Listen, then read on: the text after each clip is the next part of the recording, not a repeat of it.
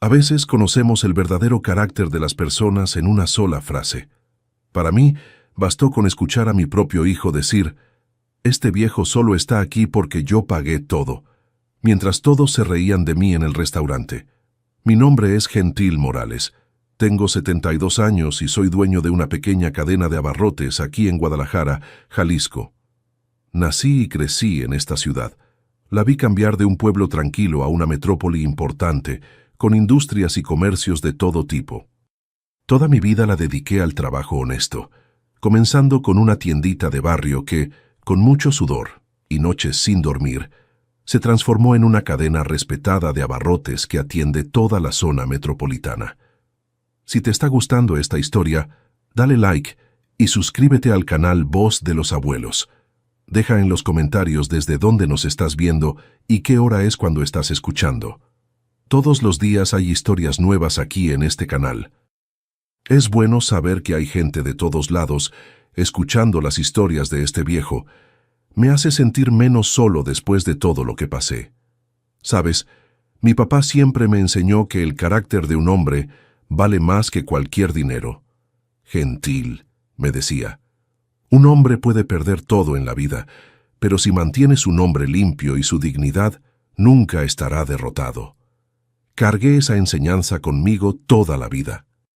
Trabajé de sol a sol, muchas veces cargando bultos pesados, aun cuando el cuerpo ya no aguantaba. Ahorré cada peso, no por tacaño, sino pensando en el futuro de la familia, principalmente de mi hijo, Alejandro. Ah, Alejandro, ¿cómo sueña un padre con el futuro de su hijo? Vi en él la oportunidad de ser lo que yo no pude, un hombre estudiado, profesionista, respetado no solo por el dinero, sino por el conocimiento. Pagué las mejores escuelas, la carrera de Derecho en la Universidad de Guadalajara, maestría, todo de lo mejor. Renuncié a muchas cosas para que él pudiera tener lo que yo no tuve. Y después de que se casó con Lidia, esa muchacha que se dice influencer en las redes sociales, parecía que todo estaba encaminado. Pero la vida a veces nos prepara sorpresas amargas de esas que uno nunca imagina que va a enfrentar, principalmente viniendo de quien más amamos. Y fue en una noche especial, que debería ser de celebración, que descubrí cuánto puede doler una traición que viene de la propia sangre. No se imaginan lo que pasó en mi cumpleaños número 72. Fue algo que cambió todo, todo. Nací en un rancho pequeño en las afueras de Guadalajara, allá por los años de 1953. En aquel tiempo, la ciudad era bien diferente, llena de ranchos productores de agave y con ese aire de provincia que hoy solo se ve en pueblos muy pequeños. Mi papá trabajaba en el campo, sembrando de todo un poco, pero principalmente agave azul, que era lo fuerte de la región. Desde chamaco ya ayudaba en la labor, me levantaba antes de que saliera el sol y solo paraba cuando se iba la luz del día. Estudié poco, solo hasta lo que llamaban primaria en esa época, porque la prioridad era el trabajo. A los 14 años comencé a vender las cosechas de nuestro rancho en el tianguis de la ciudad. Fue ahí donde descubrí mi vocación para el comercio. Tenía un don especial para tratar a los marchantes. Sabía el nombre de cada uno. Me acordaba de lo que acostumbraban comprar. El secreto del buen vendedor no es vender mucho hoy, decía mi papá. Es hacer que el cliente regrese mañana. Y así fui creando una clientela fiel. Cuando cumplí 25 años, junté todos mis ahorros y renté un local pequeño en la Avenida Juárez, en pleno centro de la ciudad. Era una tiendita sencilla, de esas que vendían de todo un poco. Arroz, frijoles, harina, un poco de queso y chorizo que traía de los ranchos de la región. Le puse Abarrotes Don Gentil, nombre sencillo como siempre he sido. Trabajaba solo, abría a las 6 de la mañana y cerraba a las 9 de la noche todos los días, incluyendo domingos. Solo cerraba en Navidad y Viernes Santo. Fue en esa tiendita donde conocí a Esperanza, mamá de Alejandro. Entró un día buscando azúcar para hacer un dulce y terminó llevándose mi corazón. Era una muchacha sencilla, hija de poblanos, que trabajaba como maestra en una escuela primaria cercana. Después de un noviazgo de 1 año, nos casamos en una ceremonia modesta, pero llena de amor, en la Catedral de Guadalajara. Los primeros años fueron difíciles, vivíamos con poco, pero éramos muy felices. Cuando Esperanza quedó embarazada en 1985, decidí que era hora de expandir el negocio. Saqué un préstamo en el banco, arriesgando todo lo que tenía, y compré un local más grande en la avenida López Mateos. El nuevo Abarrotes era 3 veces más grande que la tiendita original, y necesité contratar 2 empleados. Trabajaba aún más que antes, muchas veces durmiendo apenas 4 horas por noche, pero la alegría de saber que sería papá me daba fuerzas. Alejandro nació cuando la segunda tienda ya estaba establecida y dando buenas ganancias. Recuerdo como si fuera ayer el momento en que lo cargué por primera vez. Ese pequeñito, con los ojos de la mamá y la barbilla terca igual a la mía, se convirtió en el centro de mi mundo. En ese momento hice una promesa silenciosa de que él nunca pasaría por las dificultades que yo pasé. Él tendría estudios, comodidad, oportunidades. Los años fueron pasando y con mucho trabajo logré abrir la 3ª tienda, después la 4ª. Cuando Alejandro tenía 10 años, ya éramos dueños de una pequeña cadena con 7 abarrotes repartidos por Guadalajara y ciudades vecinas como Zapopan y Tlaquepaque. Creé una marca, Cadena Morales de Abarrotes, con un logotipo sencillo pero elegante. Teníamos más de 50 empleados y una oficina central donde me encargaba de la administración. Esperanza se enfermó cuando Alejandro tenía 15 años, un cáncer fulminante que se la llevó en menos de 6 meses. Fue el periodo más difícil de mi vida. De repente me vi solo, cuidando a un adolescente y un negocio en expansión, pero en lugar de dejarme vencer, me metí aún más en el trabajo. Tal vez era mi forma de lidiar con el dolor. Para Alejandro, le di todo de lo mejor. Lo inscribí en el Colegio Cervantes, el más caro de Guadalajara. Contraté maestros particulares de inglés, matemáticas y hasta guitarra, porque Esperanza siempre quiso que aprendiera música. En las vacaciones escolares lo llevaba a conocer lugares que yo solo veía en revistas: Cancún, Puerto Vallarta, las pirámides de Teotihuacán. Una vez, cuando cumplió 18 años, hasta viajamos a Disneyland, en Estados Unidos. Tuve que ahorrar por 2 años para realizar ese sueño de él. Cuando llegó la hora de escoger una profesión, Alejandro decidió por derecho. Logré pagar la Universidad de Guadalajara, una de las mejores de la región. Compré un departamento pequeño para que viviera cerca durante la semana y los fines de semana regresaba a casa.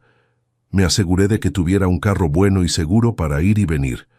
Nada muy lujoso, pero un Tsuru nuevo que en esa época no era carro para cualquiera. Durante la universidad, Alejandro comenzó a cambiar. Hizo nuevos amigos, gente de la alta sociedad de Guadalajara, y empezó a frecuentar lugares caros, fiestas en fraccionamientos exclusivos, restaurantes elegantes. Me preocupaban los gastos, pero siempre cedía cuando me pedía más dinero. Es etapa de estudiante, pensaba. Cuando empiece a trabajar va a valorar el dinero. Después de recibirse, Alejandro hizo una maestría en Derecho Empresarial y abrió su propio despacho en Guadalajara.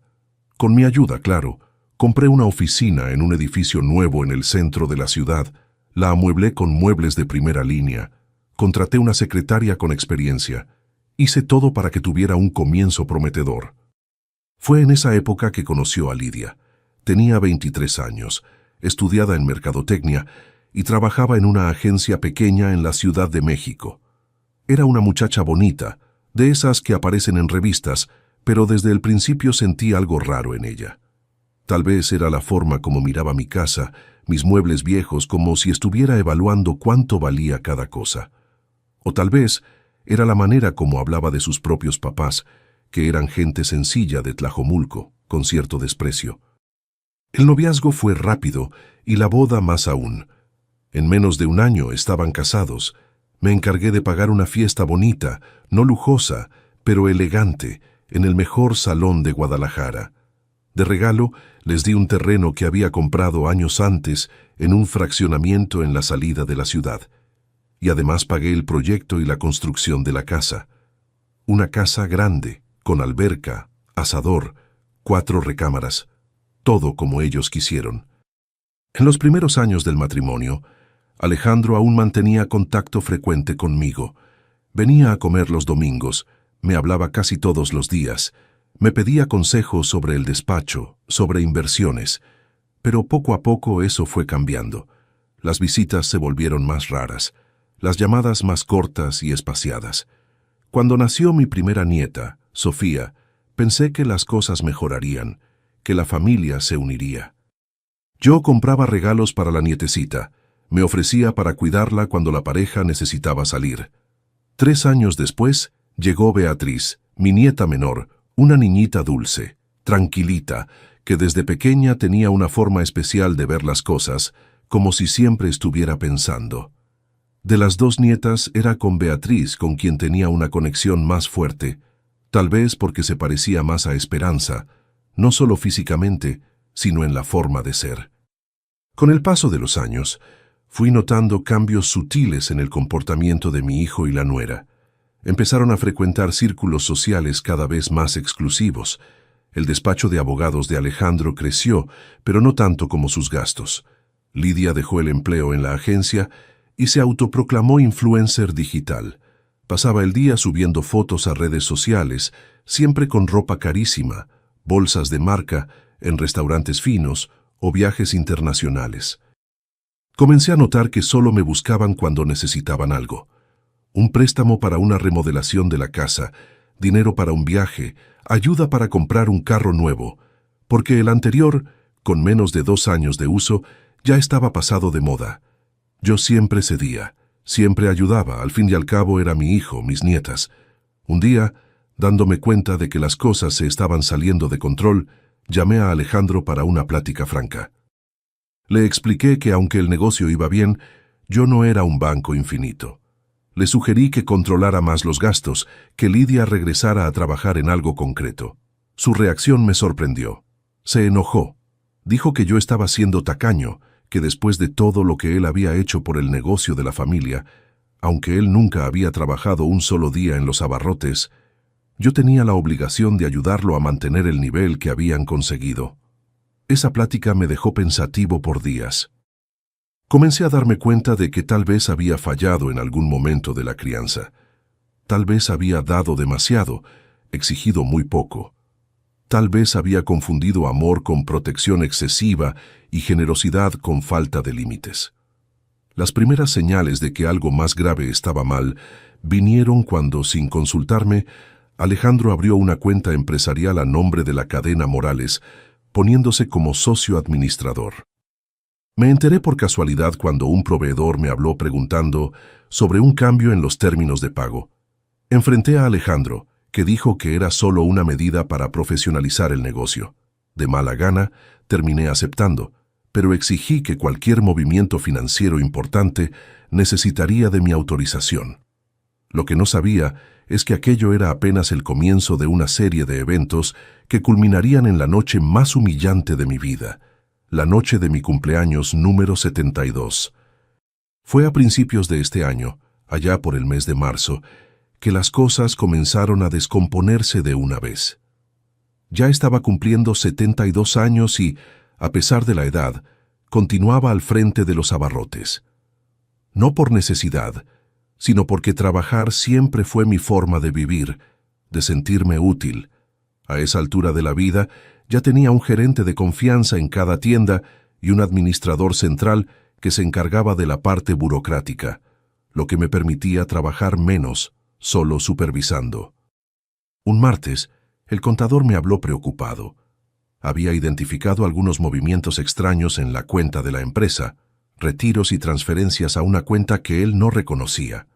El monto no era muy alto, cerca de 15,000 pesos, pero suficiente para encender una alerta. Le pedí que investigara más a fondo y descubrimos que la cuenta de destino estaba a nombre de una empresa de eventos llamada Lidia Producciones. No necesité pensar mucho para entender lo que estaba pasando. Llamé a Alejandro para un café en mi casa, lejos de los ojos y oídos de Lidia. Puse las pruebas en la mesa con calma, sin acusaciones. Su reacción fue de arrogancia, disfrazada de indignación. Papá, está viendo fantasmas. Lidia está empezando una carrera como influencer y necesita invertir en equipo, en marketing. Es todo para el bien de la familia. ¿Cree que íbamos a desviar dinero? Hijo, no es eso. Pero estas cosas tienen que platicarse. Si necesitaban dinero, solo tenían que pedirlo. Pedir como si fuéramos niños. Usted olvida que soy abogado de la empresa, que me encargo de toda la parte legal. Es prácticamente un pago por mis servicios. Respiré hondo. Era cierto que Alejandro se encargaba de los contratos y eventuales asuntos legales de la cadena, pero recibía un buen sueldo por eso, además de todas las otras ayudas que yo le daba. Alejandro, sabes que no es así como funcionan las cosas. Si crees que tu pago no es adecuado, podemos revisarlo. Pero sacar dinero sin avisar, eso tiene otro nombre. Se puso rojo, se levantó de golpe y golpeó la mesa. El problema suyo es que no puede entender que los tiempos cambiaron. Este negocio ni sería lo que es hoy si yo no hubiera organizado toda la parte legal. ¿Sabe cuánto cuesta un abogado empresarial en el mercado? 3, 4 veces lo que yo recibo. Bajé la cabeza, más triste que enojado. Cuando se fue azotando la puerta, me quedé ahí viendo la taza de café a la mitad, pensando dónde fue que me equivoqué. En los días siguientes, Alejandro no contestó mis llamadas. Fue Lidia quien finalmente me habló una semana después. «Hola, suegro», me dijo con esa voz melosa que usaba cuando quería algo.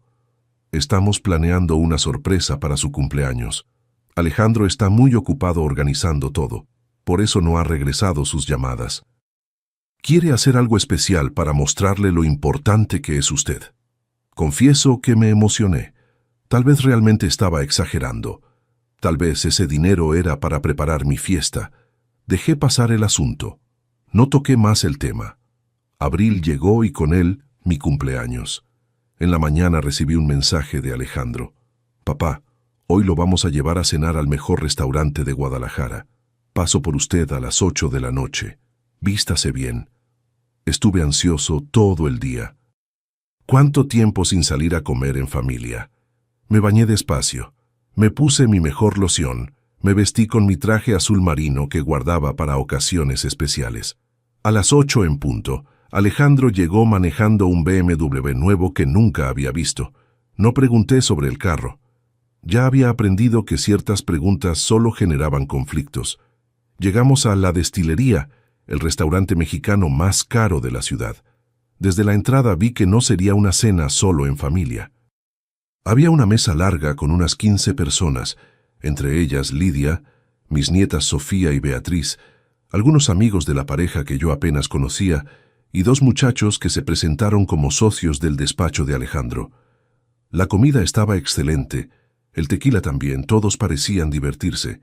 Yo sonreía, agradecía, pero en el fondo sentía una incomodidad, como si no perteneciera realmente a ese lugar, a ese grupo. Las conversaciones giraban alrededor de temas que yo no dominaba: viajes internacionales, marcas de ropa, inversiones en criptomonedas. Mis nietas estaban sentadas lejos de mí, entretenidas con sus celulares, apenas levantando los ojos para responder cuando yo trataba de platicar. Cuando llegó la hora del postre, un 3 leches que decían era el mejor de la región, Alejandro se levantó, copa en mano, y pidió la atención de todos. Mi corazón se llenó de esperanza. Tal vez sería un discurso emotivo, un reconocimiento por el padre que siempre fui. Quería agradecer la presencia de todos ustedes en esta noche especial, comenzó. Como saben, hoy es cumpleaños de mi papá, 72 años de una vida de trabajo y sacrificio. Sonreí emocionado, finalmente un momento genuino. Un hombre que empezó de cero y construyó un pequeño imperio. Hoy la cadena Morales es reconocida en toda la región como sinónimo de calidad. Hizo una pausa mirando alrededor, como asegurándose de que todos prestaran atención. Y claro, con mi ayuda en la parte legal en los últimos años, logramos expandir aún más. Sentí una leve incomodidad con esa última parte, pero dejé pasar. Era una ocasión festiva después de todo. Pero no estamos aquí para hablar de negocios, continuó Alejandro. Estamos aquí para celebrar. Y nada mejor que celebrar en un lugar a la altura, ¿no es cierto? Fue entonces que me miró directamente, con una sonrisa que no llegaba a los ojos. Mírenlo nomás, todo arreglado en el traje, que debe tener unos 20 años. Todos rieron y él alzó más la voz. Pero este viejo solo está aquí porque yo pagué todo. Si dependiera de él, estaríamos comiendo tacos de 30 pesos en la taquería de la esquina. La mesa entera explotó en risas. Hasta Lidia, que estaba a mi lado, se carcajeaba mientras aplaudía, como si aquello fuera el chiste más gracioso del mundo. Sofía, mi nieta mayor, sonrió avergonzada, pero Beatriz, la menor, me miraba con los ojos muy abiertos, seria. Sentí como si me hubieran dado un golpe en el estómago. Me faltó el aire por un instante. La comida en mi boca perdió el sabor. Miré alrededor y vi solo caras extrañas, riéndose de mí, del viejo tacaño que necesitaba que el hijo exitoso le pagara una cena decente. Pero lo peor no fue lo que dijo. Fue darme cuenta de que nadie, absolutamente nadie en esa mesa, excepto la pequeña Beatriz, pareció pensar que aquello estaba mal o era irrespetuoso. Era como si para ellos fuera perfectamente normal humillar a un anciano, a un padre, en su propio cumpleaños.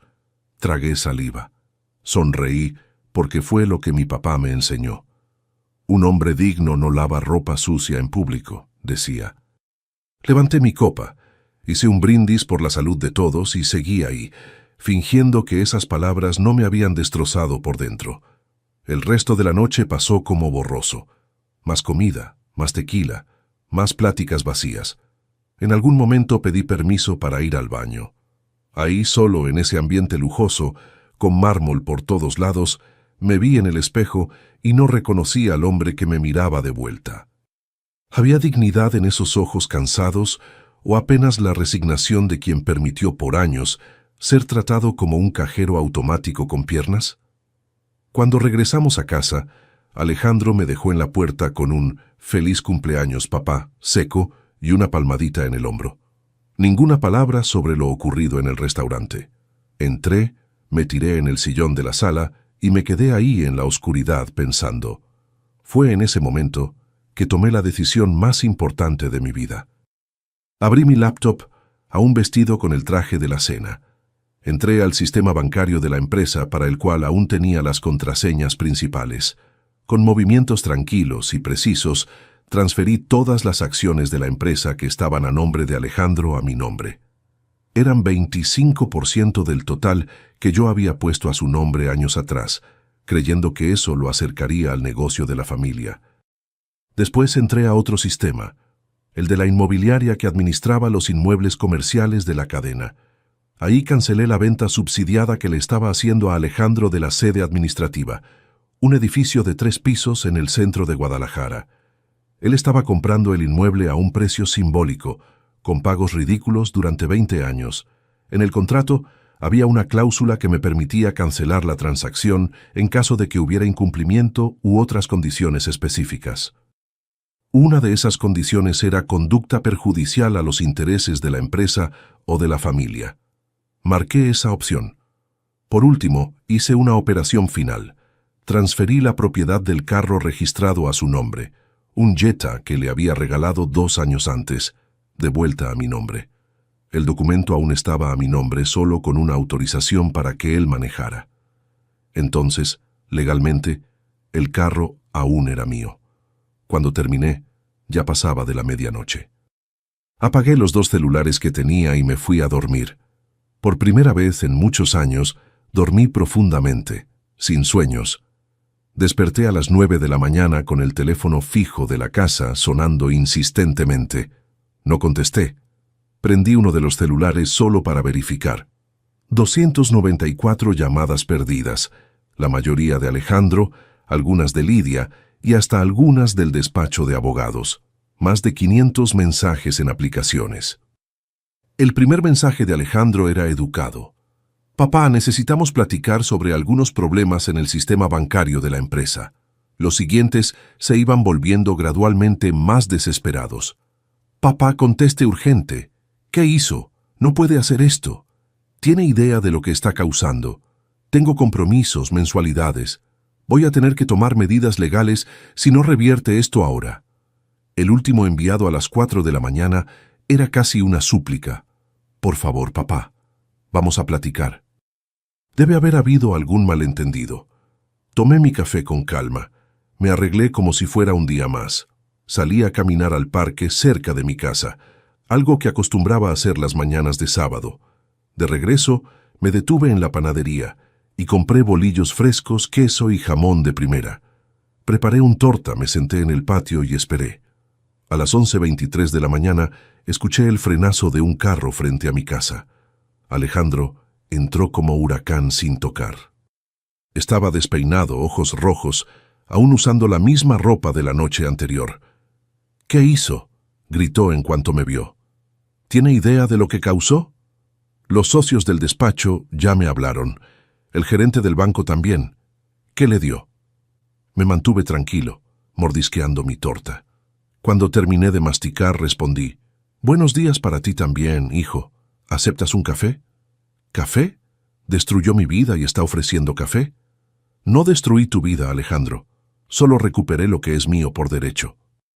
Se pasó las manos por el cabello, visiblemente alterado. Mira, si es por esa broma de ayer, te pido disculpas. Estaba medio tomado, había bebido un poco más. Ya sabes cómo es enfrente de los amigos, a veces uno dice tonterías. No fue una broma, hijo, fue la verdad que guardas ahí adentro. Apunté a su pecho. Me ves solo como un viejo que te mantiene, que paga tu estilo de vida. Ayer solo dejaste escapar lo que realmente piensas. No es verdad, te respeto. Siempre te he respetado. El respeto no es solo palabra, Alejandro. Es acción. Y tus acciones en los últimos años muestran exactamente lo contrario. Se acercó, se sentó frente a mí, tratando un enfoque más conciliador. Papá, vamos a resolver esto como adultos. ¿Qué quiere? ¿Que pida disculpas públicamente, que devuelva ese dinero de la transferencia? Podemos negociar, pero necesito que revierta esos cambios. Ahora tengo un financiamiento en el banco que vence el lunes, y sin las acciones como garantía. No estoy interesado en negociar, hijo. Ya tomé mi decisión. Fue entonces que su expresión cambió de la desesperación a la rabia fría. Bueno, si así lo quiere, vamos a resolverlo en la justicia. Soy abogado. ¿Se le olvidó? Conozco a todos los jueces de esta ciudad. En una semana consigo una orden quitándolo de la administración de la empresa por incapacidad. Puede intentarlo, respondí con calma, pero antes de salir corriendo al juzgado, tal vez quiera leer esto. Le entregué una carpeta con documentos. Adentro copias de todas las transferencias que había hecho de la cuenta de la empresa a la tal Lidia Producciones en los últimos meses. No eran solo 15,000 pesos, como yo inicialmente pensaba, sino casi 60,000 pesos a lo largo de 6 meses. Esto es peculado, hijo. Apropiación indebida. Tú, como abogado, sabes mejor que yo cuáles son las penas. Se le fue el color de la cara. Se puso pálido como papel. Esto no prueba nada. Eran adelantos para servicios prestados. ¿Qué servicios, Alejandro? Lidia ni siquiera es empleada de la empresa, y aunque lo fuera, necesitaría autorización del consejo, que soy yo, para cualquier pago arriba de 10,000 pesos. Conoces el estatuto de la empresa. Tú mismo lo redactaste. Se levantó alterado, caminando de un lado a otro. No haría eso. No denunciaría a su propio hijo. No, no lo haría, porque a diferencia de ti, aún tengo respeto por los lazos familiares. Pero estos documentos quedarán guardados con mi abogado, en caso de que decida seguir con esa historia de demandarme. Alejandro se desplomó en la silla, derrotado. Las lágrimas comenzaron a rodar por su cara, pero no eran lágrimas de arrepentimiento, eran de rabia, de frustración por haber sido descubierto. ¿Qué quiere? Quiero respeto, Alejandro. Quiero que entiendas que todo lo que construí en la vida no fue para mantener tu lujo y el de tu esposa. Fue para garantizar el bienestar de la familia, incluyendo a tus hijas, mis nietas, que merecen un ejemplo mejor del que están teniendo. Se quedó en silencio por un largo tiempo, viendo el piso. Finalmente, con la voz más controlada, preguntó: ¿Y ahora? ¿Qué pasa ahora? Ahora te vas a casa, platicas con tu esposa y empiezas a planear una vida dentro de sus reales posibilidades. El despacho de abogados es tuyo, construido con tu trabajo, aunque con mi inversión inicial. Enfócate en eso. Trabaja honestamente. Paga tus deudas con el sudor de tu frente como yo hice toda la vida. Y las acciones, el carro, el edificio. Las acciones regresan a mí, el carro también. Puedes quedarte con él prestado por ahora, pero ahora sabiendo que no es tuyo. En cuanto al edificio, lo voy a vender al precio de mercado. Si tienes interés en comprarlo, puedes hacer una oferta como cualquier otro. Se levantó derrotado y caminó lentamente hasta la puerta. Antes de salir, se volteó una última vez. Se va a arrepentir de esto, papá. Nadie trata así a un abogado, mucho menos el propio padre. Puede ser, Alejandro, pero por primera vez en muchos años me siento en paz con mis decisiones. Siempre tuviste todo de mí: amor, apoyo, dinero. Lo único que pedí a cambio fue respeto, y eso no supiste darlo. Se fue azotando la puerta con tanta fuerza que el retrato de Esperanza en la pared se balanceó. Me quedé ahí sentado, viendo la foto de ella, preguntándome qué pensaría de todo esto. Las semanas siguientes fueron difíciles. Alejandro cumplió parcialmente su amenaza, entrando con una demanda judicial para tratar de revertir mis decisiones.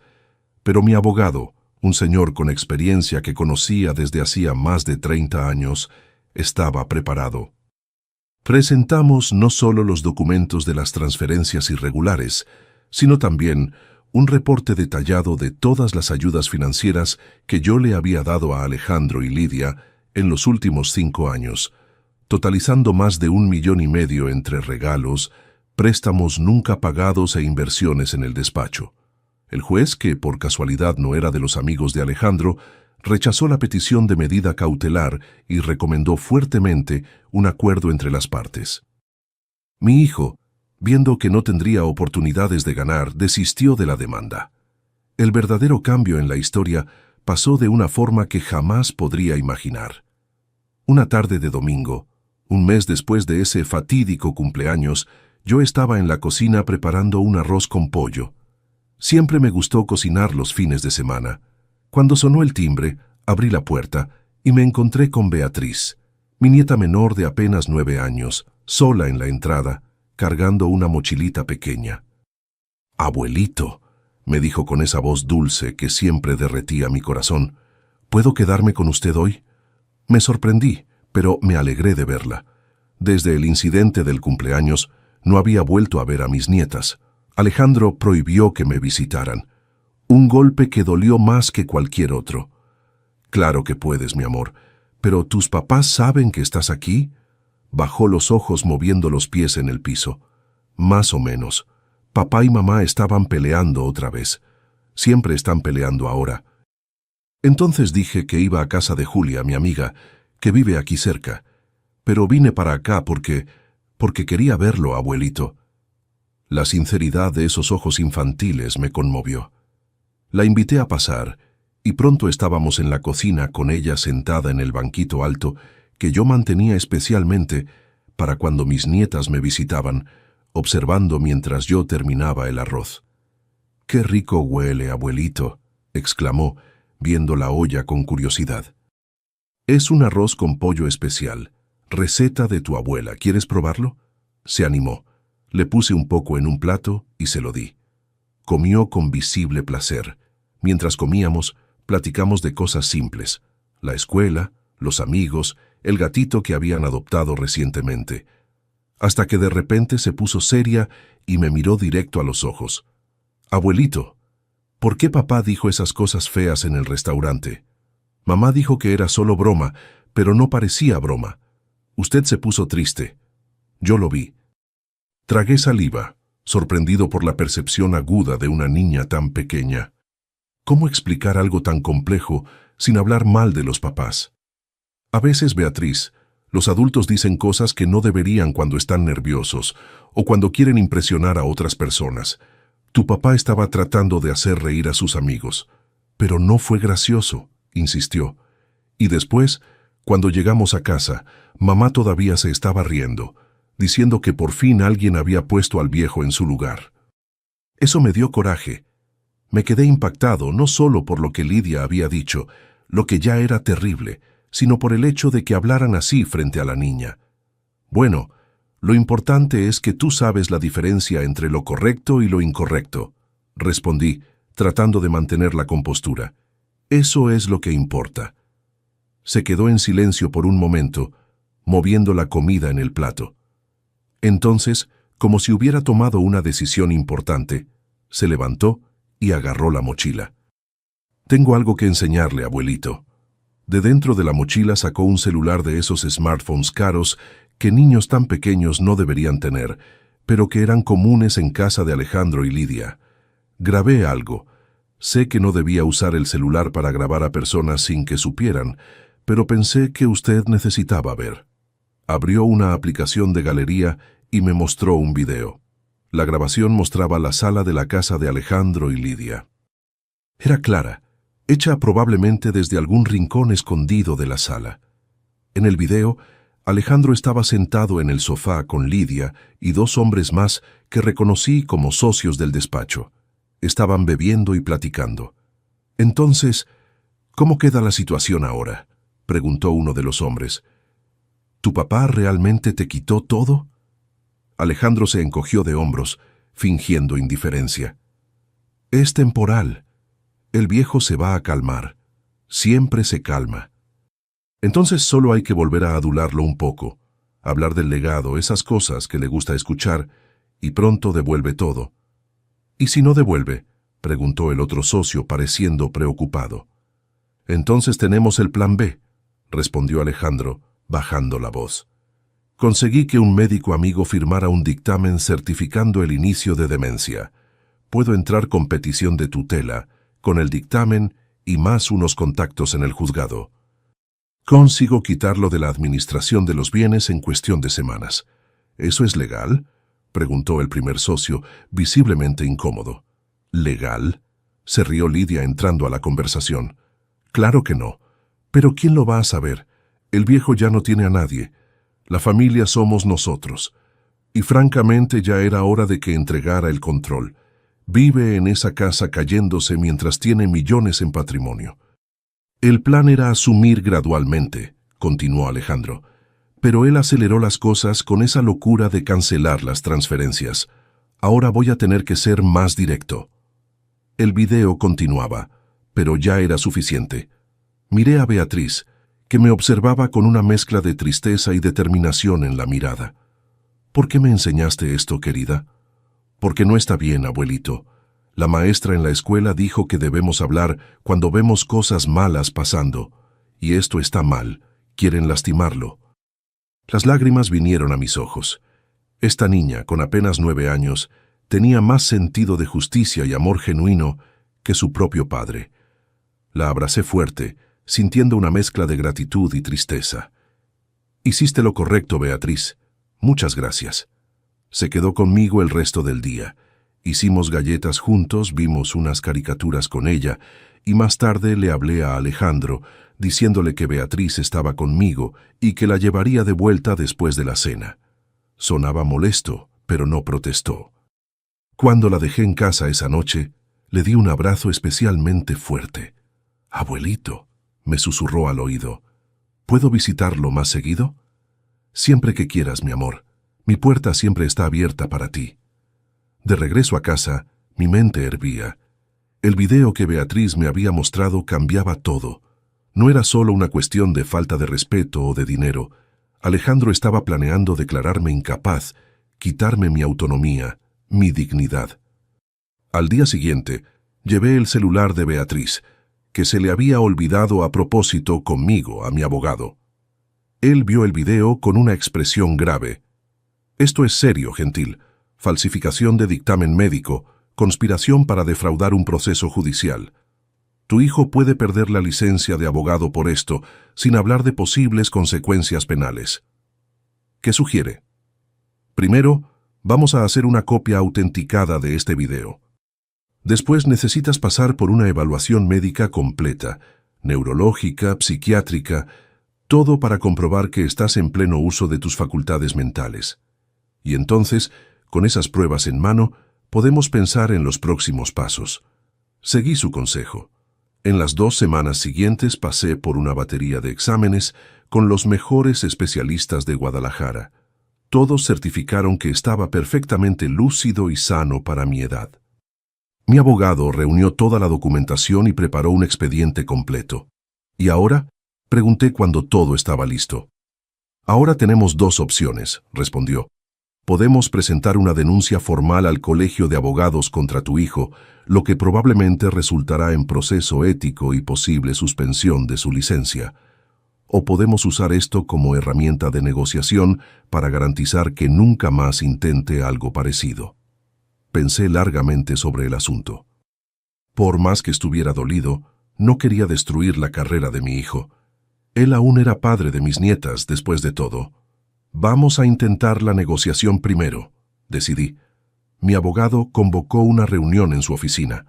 Alejandro compareció solo, aún con esa postura arrogante de quien se cree arriba de las reglas, pero su semblante cambió completamente cuando vio el video reproduciéndose en la pantalla de la computadora. Eso es ilegal, balbuceó cuando el video terminó. Fue grabado sin consentimiento. No puede ser usado como prueba. Tal vez no en un tribunal criminal, respondió mi abogado con calma, pero seguramente sería considerado por el Consejo de Ética del Colegio de Abogados, y estoy seguro de que los periódicos locales también encontrarían interesante saber que un abogado reconocido estaba planeando defraudar a la justicia. Alejandro palideció. ¿Qué quieren? Mi abogado me miró indicando que era mi turno de hablar. Quiero paz, Alejandro. Quiero vivir mis últimos años con tranquilidad, sabiendo que lo que construí en la vida está protegido y será usado de la manera correcta. Y quiero poder ver a mis nietas regularmente, sin impedimentos. ¿Y a cambio? A cambio, este video nunca será usado contra ti. Continuaré manteniendo tu despacho en el edificio de la empresa con una renta justa, no exorbitante, y no voy a exigir la devolución de los valores que tú y Lidia desviaron de la empresa. Se quedó en silencio por un largo tiempo, probablemente calculando sus opciones. Finalmente, con visible esfuerzo, asintió. ¿Cuáles son exactamente los términos? Mi abogado le entregó un documento de varias páginas. Era un acuerdo detallado que incluía, entre otras cosas, Alejandro renunciaría formalmente a cualquier reclamo sobre las acciones de la empresa u otros bienes a mi nombre. Yo tendría derecho a visitas regulares con mis nietas, mínimo 2 veces por mes. Alejandro se comprometería a no iniciar ningún procedimiento legal cuestionando mi capacidad mental. A cambio, él podría continuar en el edificio de la empresa pagando una renta reducida y no sería responsabilizado por los desvíos anteriores. Alejandro leyó el documento atentamente, como el buen abogado que era. Finalmente, con un suspiro de derrota, firmó todas las copias. ¿Ganó, papá? ¿Satisfecho? No se trata de ganar o perder, hijo. Se trata de justicia, de respeto, cosas que deberías haber aprendido hace mucho tiempo. Se levantó claramente queriendo terminar esa conversación humillante. ¿Puedo irme ahora? Puedes, pero acuérdate del acuerdo. Espero ver a Sofía y Beatriz este fin de semana. Estarán ahí, respondió secamente y se fue sin despedirse. Cuando nos quedamos solos, mi abogado, que también era un viejo amigo, me miró con curiosidad. Fuiste más generoso de lo que esperaba, gentil. Él sigue siendo mi hijo, Roberto, y padre de mis nietas. No quiero destruirlo, solo quiero que aprenda la lección. ¿Y crees que aprendió? Negué con la cabeza, inseguro. Lo dudo, pero al menos ahora sabe que no puede manipularme o pasarse por encima de mí. Es un comienzo. En las semanas siguientes, Alejandro cumplió su parte del acuerdo. Sofía y Beatriz vinieron a visitarme, aunque Sofía parecía distante e incómoda, claramente influenciada por los padres. Beatriz, por otro lado, estaba radiante por poder verme regularmente. Fue durante una de esas visitas, cerca de 2 meses después de nuestra negociación, que Beatriz me hizo una pregunta inesperada. «Abuelito, ¿qué va a pasar con sus tiendas cuando usted ya no esté aquí?» La pregunta tan directa e inocente Me tomó por sorpresa, pero era algo en lo que había estado pensando mucho últimamente. No sé bien, mi niña. Tal vez tu papá se haga cargo, o tal vez sea vendida a otra persona. Hizo una mueca. A papá no le gustan las tiendas. Siempre dice que es un negocio anticuado que no da suficiente dinero. ¿En serio? Pregunté sorprendido por otra revelación más. ¿Y tú qué piensas? Sus ojos brillaron. Yo adoro las tiendas, abuelito. Adoro el olor, la gente. Como usted conoce a todos por su nombre. Cuando crezca quiero trabajar ahí también. Esas palabras simples tocaron mi corazón de una manera que no puedo explicar. En todos estos años, nunca pensé que alguno de mis descendientes pudiera interesarse genuinamente por el negocio que construí con tanto amor. Alejandro siempre dejó claro que consideraba el comercio algo por debajo de su dignidad de licenciado. Y entonces, en ese momento, tuve una idea que cambiaría todo. A la mañana siguiente, le hablé nuevamente a mi abogado. Roberto, necesito hacer algunos cambios en mi testamento. ¿Qué tipo de cambios, gentil? Quiero dejar la mayor parte de mis bienes en un fideicomiso para mi nieta Beatriz. Solo tendrá acceso cuando cumpla 25 años, o antes de eso, si decide trabajar en el negocio de la familia. ¿Estás seguro? ¿Y Alejandro? Alejandro recibirá una parte menor, suficiente para no impugnar el testamento, pero la empresa, las propiedades, lo grueso del patrimonio, quiero que quede protegido para Beatriz. Y la otra nieta, Sofía, también recibirá una parte igual a la del papá. Pero conociendo a Beatriz, estoy seguro de que va a compartir con la hermana cuando llegue el momento. Roberto aceptó y preparó los nuevos documentos. Al mes siguiente, formalicé todo con su ayuda y la de un consultor financiero de confianza. Creé una estructura legal sólida que garantizaba que mi patrimonio sería preservado para Beatriz, pero que también proporcionaría una renta razonable para Alejandro y Sofía. Con el paso de los meses, algo inesperado comenzó a pasar. Alejandro, dándose cuenta de que su estrategia de intimidación había fallado completamente, cambió de enfoque. Comenzó a tratarme con más respeto, a consultarme sobre decisiones importantes, a traer a las niñas a visitarme con más frecuencia. Al principio, sospeché que era solo otro intento de manipulación, pero con el tiempo me di cuenta de que había algo genuino en ese cambio. Un día me invitó a comer, solo nosotros dos, sin Lidia. Fue una comida sencilla en una taquería tradicional de la ciudad, nada como ese restaurante pomposo de mi cumpleaños. «Papá», me dijo cuando estábamos terminando la comida, «necesito contarle algo. Lidia y yo nos vamos a separar». Me sorprendí, pero no totalmente. Ya había notado tensiones entre ellos en las últimas visitas. «Lo siento, hijo. ¿Qué pasó?», suspiró profundamente. «Muchas cosas. Después de todo ese lío, tuvimos que reducir drásticamente nuestros gastos. Vendí el carro importado, cortamos los viajes, la ropa de marca. Lidia no aguantó la presión. Comenzó a culparme por todo, diciendo que no había manejado bien la situación con usted, que debería haber sido más inteligente». Hizo una pausa tomando un trago de agua. «Hace 2 semanas, descubrí que estaba desviando dinero de nuestra cuenta conjunta a una cuenta personal. Y peor, estaba teniendo una aventura con uno de mis socios, ese mismo que aparece en el video que Beatriz grabó». «Hijo, realmente lo siento». «No lo sienta», respondió con una sonrisa triste. «Tal vez fue lo que necesitaba para despertar, para ver quién realmente estaba a mi lado todos estos años y quién solo estaba interesada en lo que yo podía proporcionar». Extendí la mano apretando la suya sobre la mesa. «¿Y las niñas cómo están manejando esto?» «Sofía está destrozada. Idolatra a la mamá. Siempre quiso ser como ella. Beatriz está más tranquila. De cierta forma parece hasta aliviada. Ella y Lidia nunca se llevaron muy bien.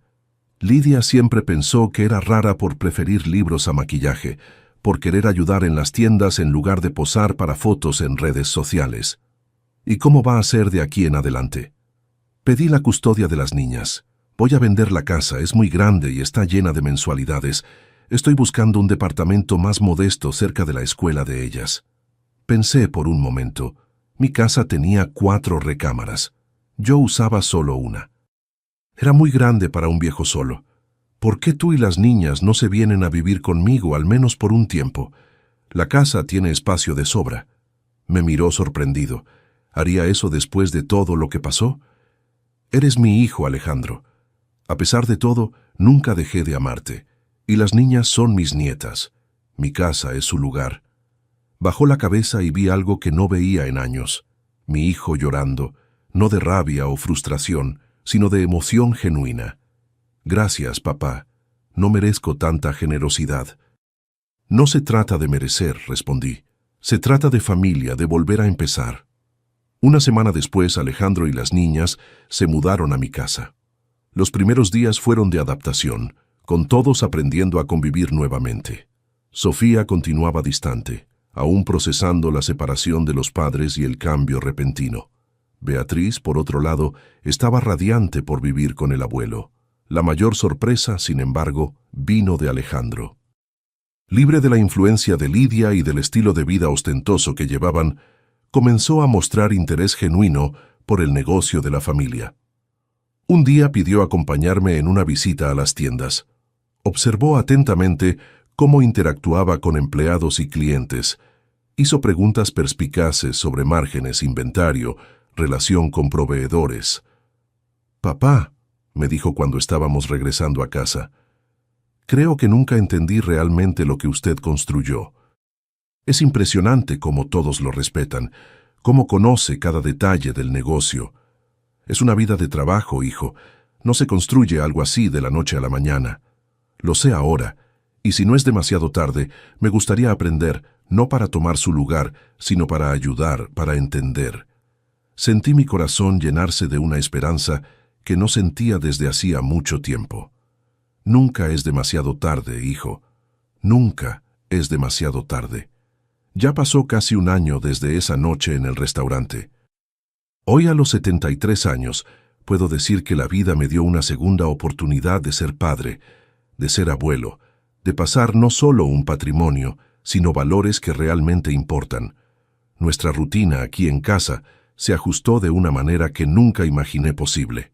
Alejandro asumió un papel activo en las tiendas, no como abogado, sino como administrador real, aprendiendo el negocio de verdad. Al principio fue difícil. Nunca había lidiado con inventario, empleados, proveedores, pero tenía una inteligencia natural que pronto se adaptó. Lo que más me sorprendió fue ver cómo se volvió riguroso con la contabilidad, garantizando que todo se hiciera dentro de la ley, con transparencia. Era como si estuviera tratando de compensar los errores del pasado con una honestidad redoblada en el presente. Sofía, mi nieta mayor, tardó algunos meses en adaptarse a la nueva realidad. La separación de los padres la afectó profundamente, principalmente cuando Lidia decidió mudarse a la Ciudad de México con el tal socio del despacho. Al principio, apenas me hablaba o al papá, refugiándose en la recámara con el celular. Fue Beatriz quien logró traerla de vuelta, convenciéndola de participar en las noches de juegos que comenzamos a hacer los viernes. Poco a poco vi la sonrisa regresar a su cara. Beatriz continúa siendo mi compañera inseparable. Todos los sábados me acompaña en las visitas a las tiendas.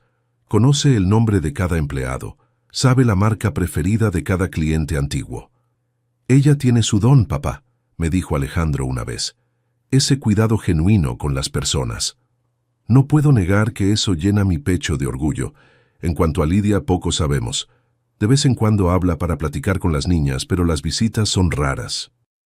Sofía aún la extraña, pero hasta ella ya entiende que la mamá hizo elecciones que la alejaron de la familia. El divorcio salió hace 2 meses, con la custodia de las niñas quedándose con Alejandro. Fue un proceso sorprendentemente pacífico.